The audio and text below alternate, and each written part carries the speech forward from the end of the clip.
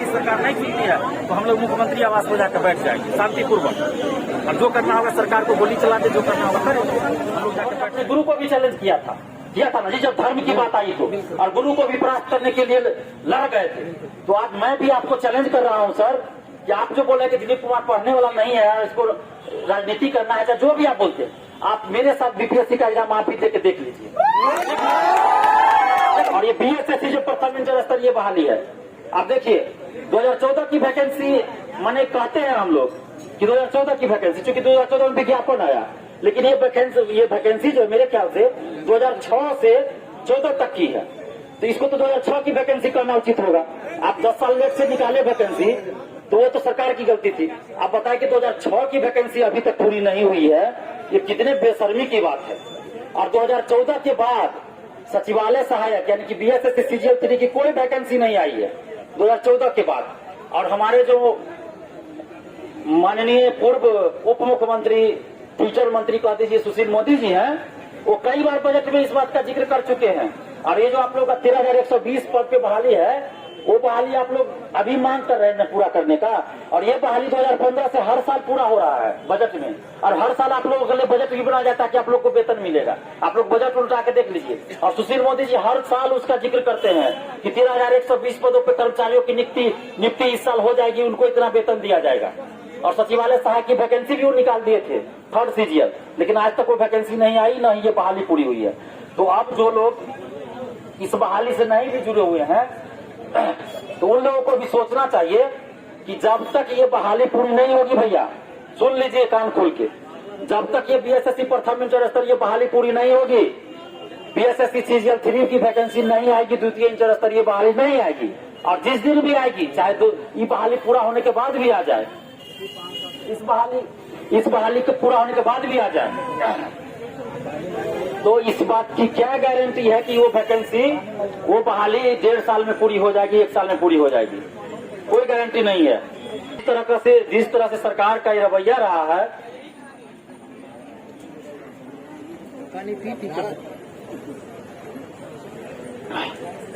जो रवैया सरकार का रहा है, उससे मंशा यही है सरकार की कि लेट लतीफी की जाए और धांधली करे, पैसा लेके सीट बेचे और लेट लतीफी करे। आप बताइए कि सचिवालय में 60 से 70% सीट खाली है, 60 से 70%। कैसे काम होगा? बिहार का विकास कैसे होगा? बिहार के किसी भी ब्लॉक में चले जाइए, किसी भी समाहरणालय में चल जाए, वहाँ कर्मचारियों की सीट जो आधी खाली है, और उन कर्मचारियों की जो भर्ती है वही 13,120 पदों से भरी जानी थी, ये 2014 के अनुसार।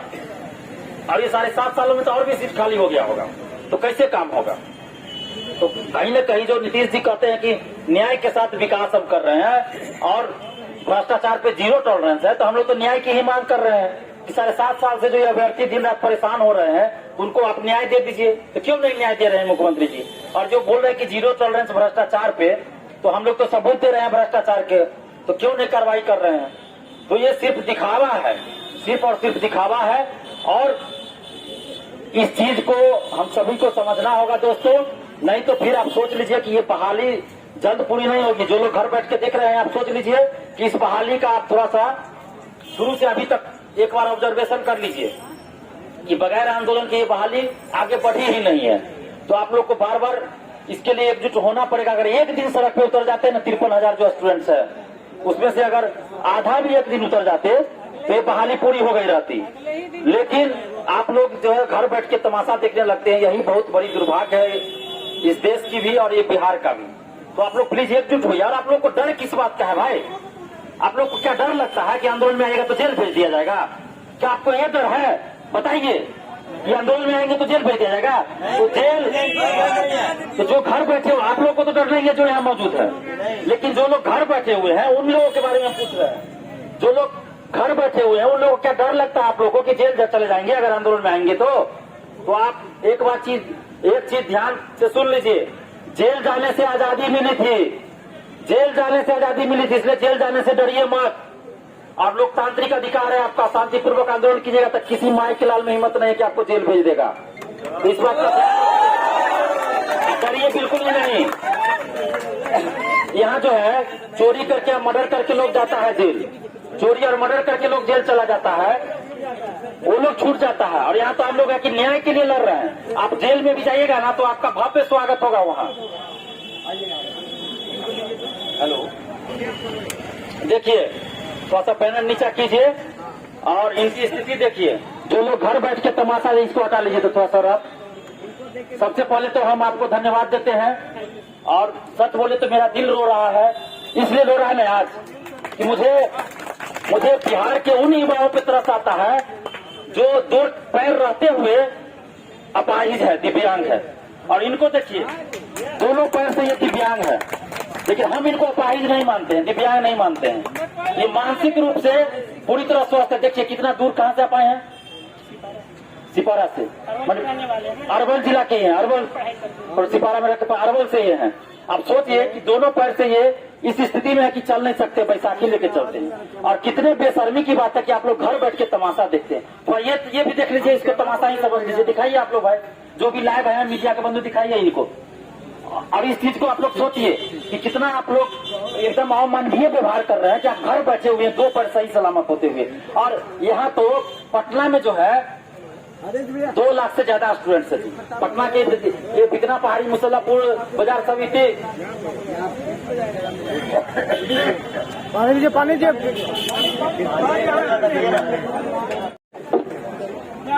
क्या हम बोले थे, भूल गए तो हमको बोलने में अच्छा नहीं लगता है, लेकिन बोलना पड़ता है। क्या करें, आप लोग खुद परिस्थिति ऐसा कर देते। आप थोड़ा सोचिए इनके बारे में, बताइए। और बीएसएससी के सचिव और अध्यक्ष महोदय भी, आपसे भी हम कह रहे हैं कि थोड़ा देखिए कि किस परिस्थिति में ये लोग हैं। उसके बावजूद भी ये न्याय के लिए आ रहे हैं। आप लोग को थोड़ा भी मतलब मानवता नाम की चीज भी नहीं रह गई है क्या? ये तो बड़ा अजीब सा लगता है यार। मानवता नाम की भी कोई चीज नहीं है कि थोड़ा मानवीय व्यवहार भी होना चाहिए, वो भी नहीं लोगों को लग रहा है।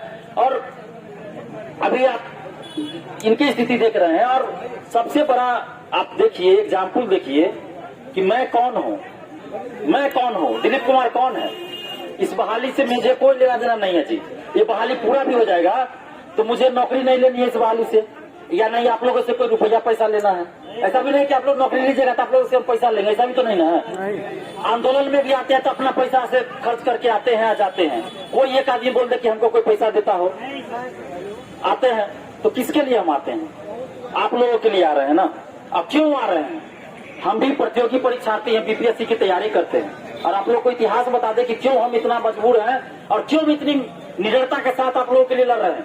बीपीएससी का आंदोलन हमने पहली बार किया था 2019 में, 64वीं बीपीएससी पीटी के लिए। उसे 15 क्वेश्चन का आंसर गलत दिया गया था। और कुंवर सिंह 1857 की क्रांति में कहाँ शामिल हुए थे? बीपीएससी ने ऑप्शन दिया था, जो एक संवैधानिक संस्था है, कहने के लिए कि कुंवर सिंह जो है 1857 की क्रांति में कहाँ शामिल हुए थे। ऑप्शन था पटना, आरा, और भी 2 ऑप्शन था, और ये ऑप्शन था। इनमें से एक से अधिक सही, इनमें से कोई नहीं। अब आप बताइए कि आप कोई किताब में, दुनिया के किसी किताब में निकाल के दिखा दीजिए कि कुंवर सिंह 1857 की क्रांति में पटना से नेतृत्व किए थे। तो ये दिलीप कुमार फांसी पे चढ़ने के लिए तैयार है, आज के बाद बोलने के लिए हम छोड़ देंगे। कोई किताब में आपको नहीं मिलेगा। लेकिन जब हम लोग आंदोलन किए, कोई नहीं सुने। जितना ही मंत्री विधायक है ना, किसी को औकात नहीं है कि दिलीप कुमार के सामने बोल सके। कोई तो कहते मंत्री या विधायक या कोई भी नेता, मैं ऐसा इसलिए कह रहा हूँ ना, तो उस बीपीएससी के आंदोलन में सभी नेताओं के पास गया था। एक मुख्यमंत्री को छोड़ दीजिए तो नीतीश कुमार जी से मिलने का बहुत कुछ कोशिश किए, नहीं मिले। बाकी जितना भी मंत्री है, विधायक है, पक्ष में, सबसे मिले, किसी ने हमारा साथ नहीं दिया। तो फिर हम समझ गए कि लोग को हम लोगों से कोई लेना देना नहीं है। उसके बाद कोर्ट भी लड़का लोग गया, बहुत लोग गए। अब कोर्ट का बात बताते हैं। कोर्ट में बीपीएससी के तरफ से वकील ने क्या पक्ष रखा, मतलब कुंवर सिंह जी 1857 की क्रांति में शामिल हुए थे। वो मानसिक रूप से पटना में थे, शारीरिक रूप से आरा में। आप बताइए, दुनिया के किसी किताब में, किसी हिस्टोरिकल इवेंट में या किसी इतिहासकार ने ऐसा लिखा है क्या? जिन्ना के बारे में, नेहरू के बारे में, गांधी जी के बारे में, सावरकर के बारे में विवादास्पद चीज, एक ही चीज के बारे में कंट्रोवर्सी आता है, एक अलग अलग चीज। लेकिन कुंवर सिंह के बारे में कभी सुना है आपने कि मानसिक रूप से यहाँ शारीरिक, यानी कि कुंवर सिंह पागल थे क्या जी? बताइए। तो हमने भी कहा कि अगर हम मान ले कि नीतीश कुमार जी जो है शारीरिक रूप से बिहार के मुख्यमंत्री हैं और दिलीप कुमार मानसिक रूप से बिहार के मुख्यमंत्री है, तो क्या दिलीप कुमार ऑफिशियली मुख्यमंत्री कहला जाएगा बिहार का? बताइए। लेकिन क्या करे, अब कोर्ट में जो जज साहब थे हम लोग की बात को नहीं माने और हम लोग हार गए। उसी दिन से इस व्यवस्था से मुझे घिन आने लगी। घिन कर रहा हूं मैं, घिन इस शब्द का मैं इस्तेमाल कर रहा हूं। मुझे घिन आने लगी कि जहां किताब में लिखी बात को सही साबित नहीं किया गया, उसको गलत करार दे दिया गया और हम लोग हार गए।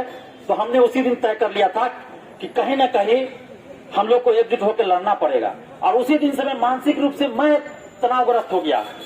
मानसिक रूप से मैं सही में तो कर रहा हूँ। अभी भी मेरे माइंड में वो रातों में आती है वो बात कि आखिर ऐसा कैसे बयान कोई वकील दे सकता हो भी यहाँ का महाधिवक्ता ललित किशोर।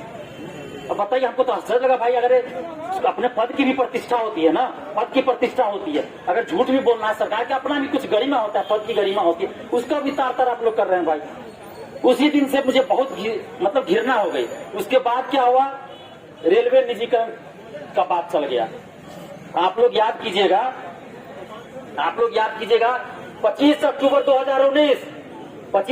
2019 वो दिन है बिहार के लिए कि बिहार के कई जिला में ऐसा आंदोलन हुआ रेलवे निजीकरण के खिलाफ। नवादा, आरा, सासाराम, दरभंगा, समस्तीपुर, पटना में हम खुद थे मौजूद। लेकिन उस आंदोलन को क्या कह के दबाया गया बाद में कि कुछ असामाजिक तत्व अफवाह फैला रहा है, निजीकरण नहीं हो रहा है। और मुझे बड़े दुख के साथ तो नहीं, लेकिन पूरे शर्मिंदगी हो रही है उन शिक्षकों पे। शर्म के साथ मुझे कहना पड़ रहा है यार कि मुझे शर्म आ रहा है कि शिक्षक का क्या मतलब आजकल रह गया जी। 2-3 टीचर थे जिन्होंने ये कहा कि दिलीप कुमार को नेता बनना है, इसको पढ़ाई लिखाई से मतलब नहीं है। और जिन शिक्षकों ने जैसा कहा था, मैं उनको हाथ जोड़ के नमन करता हूं, उनसे अभी भी विनती कर रहा हूं, मैं नाम नहीं लूंगा, कि सर आप पढ़ाते हैं बच्चों को, सही शिक्षा दीजिए। और आपने जो ये लाइन इस्तेमाल किया था कि दिलीप कुमार पढ़ने वाला ने, इसको पढ़ने से मतलब नहीं है, तो मैं अभी भी आपको चैलेंज कर रहा हूं। ये जो थे ये कौन थे, विश्व पितामह, उन्होंने अपने गुरु को भी चैलेंज किया था ना जी, जब धर्म की बात आई तो, और गुरु को भी परास्त करने के लिए लड़ गए थे। तो आज मैं भी आपको चैलेंज कर रहा हूं सर, कि आप जो बोले कि दिलीप कुमार पढ़ने वाला नहीं है, इसको राजनीति करना है, जो भी आप बोलते, आप मेरे साथ बीपीएससी का एग्जाम आप भी देख लीजिए। और अभी भी आप चाहे बीपीएससी के पास सारा रिकॉर्ड है, आप बीपीएससी से रिकॉर्ड ही मंगवा लीजिए। आपने भी परीक्षा दिया है बीपीएससी का, चाहे जब दिया है, और हमने भी दिया। आप देख लीजिए किसको कितना मार्क्स आया है। तो इस तरह से कोचिंग बिजनेस बनाने के लिए ये अफवाह फैलाई गई। 2-3 टीचर, सभी नहीं। हम उन शिक्षकों को हाथ जोड़ के प्रणाम करते हैं, उनको सदा आदर करते हैं जिन्होंने इस आंदोलन में हमेशा मदद किया है। बहुत सारे शिक्षकों ने, लेकिन 2-3 लोग होते हैं ऐसे जो बोल देते हैं, हो सकता है उनको कुछ कंफ्यूजन, लेकिन ये नहीं बोलना चाहिए था कि ये पढ़ने वाला नहीं है, ये नहीं बोलना चाहिए था। ये आप बोल रहे हैं गलत का, हम विरोध कर रहे हैं, तो आप बोल रहे हैं कि पढ़ने वाला नहीं है। और वही शिक्षक, और हम ऐसा क्यों बोल रहे हैं पता है आपको? क्योंकि जो छात्र सुन रहे हैं, छात्राएं सुन रहे हैं, उनको हम सुनाना चाह रहे हैं कि आप लोग जब अभी भी क्लास में जाइएगा तो ये बात आएगा कि आपके क्लास में शिक्षक बोलेंगे कि आंदोलन हो रहा है इसलिए मत जाओ, ये लोग ऐसे कर रहा है। तो वहाँ पे आप खड़ा होकर जवाब दीजिए कि अगर ऐसा है कि आंदोलन में नहीं जाना चाहिए, तो आप ये बताइए कि आंदोलन क्यों हो रहा है, क्या गलत क्यों है, सही क्यों नहीं है, क्या ये आंदोलन गलत है, हमारा मान गलत है। और दूसरी बात कि आप उसी कोचिंग में उसी शिक्षक से पूछिए कि आप राष्ट्रीय आंदोलन क्यों पढ़ाते। कोई भी कोचिंग हो, किसी भी प्रतियोगी परीक्षा का तैयारी करते हो, चाहे यूपीएससी, बीपीएससी, रेलवे, एसएससी, आपको राष्ट्रीय आंदोलन पढ़ना ही पड़ता होगा जरूर। उसमें आपको राष्ट्रीय आंदोलन की वजह से देश को आजादी मिली। बिरसा मुंडा आंदोलन पढ़ते हैं ना जी। बिरसा मुंडा आंदोलन क्या था? बिरसा मुंडा अपने बीवी के लिए लड़ा था। बिरसा मुंडा जी के अपने परिवार के लिए लड़े थे। बिरसा मुंडा भी हम लोग को न्याय और शोषण के खिलाफ लड़ना है। तो जो भी शिक्षक अभी भी अगर क्लास में इस तरह की बात हो तो उनको बोलिए कि राष्ट्रीय आंदोलन पढ़ाना छोड़ दीजिए। और अभी भी हम हाथ जोड़ के सभी शिक्षकों से विनती करें कि प्लीज आप लोग सही चीज बताइए, गलत मत बताइए। आपको सपोर्ट नहीं करना है मत कीजिए, लेकिन ये मत बोलिए कि आंदोलन में तुम मत जाओ, यह आंदोलन गलत है। अगर हमारे आंदोलन में किसी पॉलिटिकल पार्टी का झंडा नजर आ जाए तो बोलिएगा तिरंगा झंडा देख लीजिए। हमारे छात्र आंदोलन में हमेशा तिरंगा झंडा नजर आएगा, किसी पार्टी का झंडा नजर नहीं आएगा। तो आप जो है समझना पड़ेगा सभी छात्र छात्राओं को कि हम लोग को अब एकजुट होना पड़ेगा। एक ही उपाय है, देखिए हमारे पास सिर्फ और सिर्फ एक ही हथियार है, वो है एकजुटता, सच्चाई, ईमानदारी और अहिंसा। और इसी के बल पे हम लोग को जीतना है। आप देखिए उसके बाद रेलवे निजीकरण के बाद भी हम लोग आंदोलन लगातार कोई न कोई मुद्दे पे करते रहे हैं। दरोगा बहाली में इतना बड़ा आंदोलन हुआ, हमें 15 दिन के लिए भी जेल भेज दिया गया। 15 दिन तक हम जेल में रहे। सरकार को लगा ना, उसमें भी देखिए मजिस्ट्रेट साहब आए कि ज्ञापन दीजिए, इतना मतलब ये ज्ञापन दे रहे हैं तो अरेस्ट कर दिया। तो दिलीप कुमार डर थोड़े रहा यार, बोलते कि आ जाइए हमको अरेस्ट करना, हम थाना में जाके बैठ जाते जी। अभी भी बोलते कि आपको अरेस्ट करना चाहते हैं, हम जहाँ बोलेंगे वहीं जाके बैठ जाएंगे। अरे आप गलत थोड़े किए हैं जो भागेंगे जी। आज उसके बाद देखिए कोर्ट में क्या दलील दी जाती है कि दिलीप कुमार आपराधिक छवि का है। ये आप मतलब ये सब मैंने रंगा लगाया था कि आपराधिक छवि, अन्याय शोषण के खिलाफ आवाज उठा देता आपराधिक छवि का हो गया। तो जो मुख्यमंत्री जेपी आंदोलन की उपज बताते हैं अपने आप को, तो सबसे बड़ा अपराधी तो वो मुख्यमंत्री हो गया, सबसे बड़ा अपराधी हो गया। उसके बाद वो मुख्यमंत्री पे हत्या का केस चला जी, हाई कोर्ट में केस चला। और जब बचना था तो पूरे हिंदुस्तान से चुन के 16 वकील का टीम बैठा दिया हाई कोर्ट में। अरे वाह, 16 वकील का टीम बैठा दिया बचने के लिए। बताइए, हत्या का आरोपी मुख्यमंत्री बन सकता है, लेकिन जिसपे कोई आरोप नहीं है वो अगर सही चीज के लिए आवाज उठा रहा है तो उसको आप जेल भेज रहे हैं। तो जितना भेजना है भेजे, दिलीप कुमार नहीं डरने वाला है, क्योंकि हम गलत नहीं किए हैं। और हम पहले ही बोल दिए हैं, अभी भी बोल रहे हैं कि जेल जाने से आजादी मिली थी, जेल जाने से आजादी मिली थी, इसलिए हम लोग जेल जाने से डरने वाले नहीं है। और नीतीश सरकार को जितना करना है करे, हम लोग डरने वाले नहीं है। और हमेशा छात्र हित में, जनहित में आंदोलन हम लोग करेंगे और पीछे नहीं हटने वाले हैं। और आज के आंदोलन के बाद भी अगर इस बहाली से संबंधित नोटिस बीएसएफसी जारी नहीं करती है तो आप लोग तैयार रहिए। हम लोग राज्य मानवाधिकार आयोग, राष्ट्रीय मानवाधिकार आयोग और यूएन तक ईमेल, ट्विटर और लेटर के माध्यम से बातों को पहुंचाएंगे। और हर एक जिले में हम लोग जाके वहां पे यूनाइट करेंगे छात्रों को। और हर एक जिले में एक दिन आंदोलन होगा। उसके बाद पटना में आंदोलन होगा। पूरे बिहार को भी बंद किया जाएगा, पूरे बिहार। आप सोचिए कि किसी पॉलिटिकल पार्टी का बिहार बंद होता है तो लोग उतर जाते हैं सड़क पे। क्या आप लोग के साथ इतना अन्याय हो रहा है तो आप लोग नहीं सड़क पे उतर सकते अपने अपने जिले में? और देखिए दूसरी सबसे बड़ी समस्या ये है कि हजारों ऐसे छात्र हैं जो आंदोलन में आना चाहते हैं, मेरे पास फोन आता है, लेकिन उनके समस्या ये है कि आर्थिक स्थिति जवाब दे देती है, पैसा का अभाव रहता है। अब एक बार आएंगे पटना जाएंगे तो 1000 मीन मान के चलिए खर्चा हो जाता है। तो ये समस्या हो जाती है। जो जिनका दूर है उनको रहने की समस्या है। तो हम लोग के पास भी वैसी व्यवस्था नहीं है कि हम लोग आने जाने की व्यवस्था कर सके, रहने की कर सके। तो ये मजबूरी, इसलिए हम लोग अब हर जिला में भी अगर आंदोलन करेंगे तो अपने जिले में वो लोग जरूर आ सकते हैं। और ये करेंगे और ये करना भी होगा, नहीं तो फिर बिहार जिस रास्ते पे चल रहा है, आप लोग को हम बता दे रहे हैं, दूरदर्शी हमेशा बनिए, हमेशा दूरदर्शी। यानी कि आगे क्या होने वाला है उसको पहले आप कल्पना कीजिए, तभी कोई भी राज्य या देश तरक्की कर सकता है या आप खुद भी तरक्की कर सकते हैं। हमने कहा था 2019 में ही कि रेलवे का निजीकरण हो रहा है, विरोध कीजिए, नहीं तो कुछ नहीं बचेगा, नौकरी भूल जाए। बिहार में सबसे ज्यादा अगर बिहार के युवाओं को नौकरी मिलती थी तो रेलवे में मिलती थी। अगर मैं गलत हूं तो बोल दीजिए। इसका क्या हुआ कि पूरे देश में भनक चल गया कि रेलवे पे बिहारी स्टूडेंट्स को कब्जा। तो बिहारी स्टूडेंट अपने मेरिट से कब्जा करता था रेलवे पे, मेरिट से। ममता बनर्जी रेल मंत्री बनी, उसने क्या किया, हर एक बोर्ड का अलग अलग कर दिया एग्जाम। आप लोग जानते होइएगा, पहले था कि हर एक बोर्ड में जाके आप एग्जाम देते थे और आपको जहां मन है वो हर बोर्ड में जाके आप एग्जाम दीजिए। उसके बाद क्या कर दिया ममता बनर्जी ने कि आप किसी एक ही बोर्ड का आप एग्जाम दे सकते हैं, ताकि अलग अलग बोर्ड का एक ही दिन एग्जाम होगा, आप किसी एक बोर्ड का ही एग्जाम दे सकते हैं। उसके बाद क्या किया गया, फिर आगे सभी को एक साथ कर दिया गया, अब लीजिए आप एक साथ एग्जाम दीजिए। और इसी में बिहार के युवाओं को नौकरी से बाहर करने का ये बहुत आसान तरीका खोज लिया गया। और अब तो देखिए रेलवे में नौकरी आ ही नहीं रही है, वो तो चुनावी वैकेंसी थी। उसके बाद देखिए 22 फरवरी को शायद या 23 फरवरी 2019 को वैकेंसी आई थी रेलवे ग्रुप डी की। और उस नोटिस में लिखा हुआ था कि सितंबर 2019 में एग्जाम होगी, सितंबर 2019 में परीक्षा होगी, लेकिन आज तक परीक्षा की तिथि भी घोषित नहीं की गई है।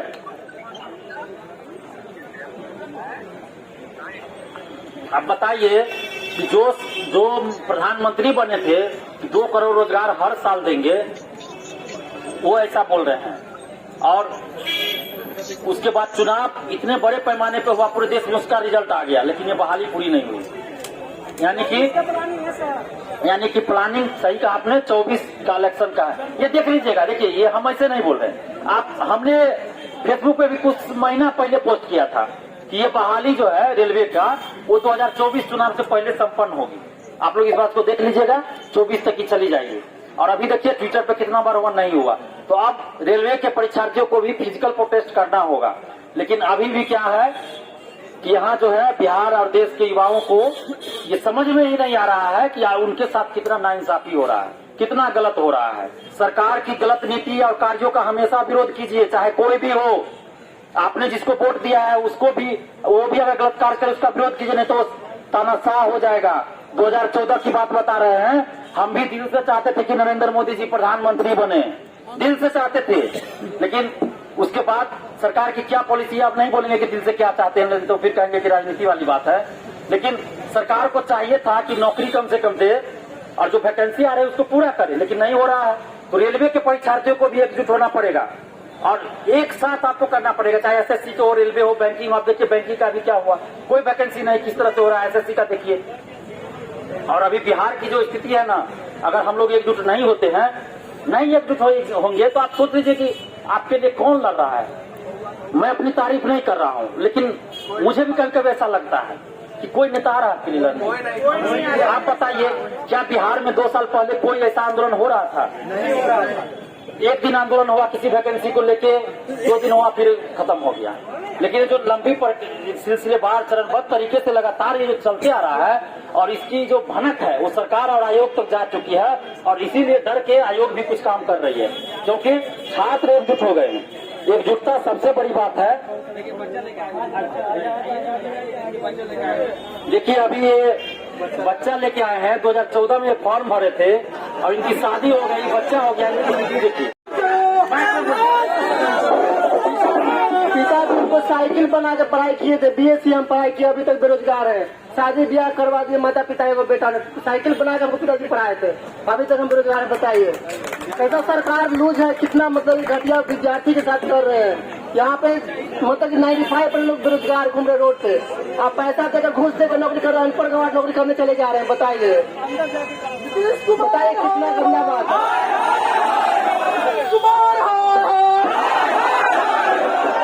शर्म करो, शर्म करो।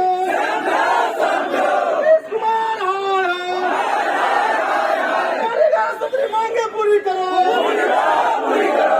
कुमार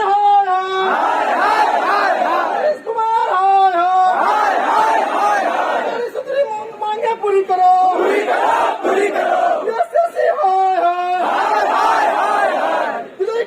जिंदाबाद, जिंदाबाद, जिंदाबाद। देखिए अभी हम लोग को एकजुट होना पड़ेगा, और जब तक एकजुट आप नहीं होइएगा, ये सरकार और जो आयोग है अन्याय और शोषण करती रहेगी। और हम कई बार आप लोगों से बोले कि अपने दिल से एक बार पूछिए ना आप लोग कि क्या आपको नहीं लगता है कि जो इतना अन्याय और शोषण बिहार में हो रहा है, तो आप सबको एकजुट होकर लड़ना चाहिए। अगर आपका दिल कहे कि नहीं लड़ना चाहिए तो फिर छोड़ दीजिए। जो लोग इधर उधर कर रहे हैं सब एक साथ आइए ना। देखिए जो लोग आगे हैं वो लोग पीछे आ जाइए, प्लीज ऐसे नहीं जाइए, इधर आइए, इधर प्लीज। अभी देखिए अभी शांत हो जाए। अभी शिक्षक अभ्यर्थी भी 2-4 लोग आए हैं, उनके साथ उनकी टीम है। और देखिए शिक्षक बहाली के जो अभ्यर्थी वो लोग भी हमारे समर्थन में आए हैं। और ये सरकार है कि लगातार जो है अलग अलग, जैसे शिक्षक बहाली के जो अभ्यर्थी उनके साथ अन्याय अलग, वो लोग अलग लड़ रहे हैं, वो लोग अलग लड़ रहे हैं। एसटीईटी वाले अलग, टीईटी वाले अलग, उसमें भी सीटेट वाले अलग, रेलवे वाले अलग, बीएसएससी वाले में भी प्रथम इंटर स्तरीय वाले अलग और अलग, सब बटे हुए हैं। तो अभी जरूरत है सबको एक साथ आने की। और हमें खुशी है, हमें बहुत खुशी है कि अभी एकजुट हो रहे हैं। जैसे शिक्षक बहाली के अभ्यर्थी अभी साथ आए हैं, एकजुट हो रहे हैं। रेलवे के अभ्यर्थी भी फोन कर रहे हैं बार बार, तो हम लोग एकजुट हो रहे हैं। काउंसलिंग की तिथि घोषित करो, काउंसलिंग की तिथि घोषित करो, फर्जी अभ्यर्थियों को बहाल करो। फर्जीवाड़ा बंद करो, प्रतियोगी परीक्षा में धांधली बंद करो। नीतीश कुमार हाय हाय, नीतीश कुमार हाय हाय। छात्र एकता जिंदाबाद, छात्र एकता जिंदाबाद, छात्र एकता जिंदाबाद।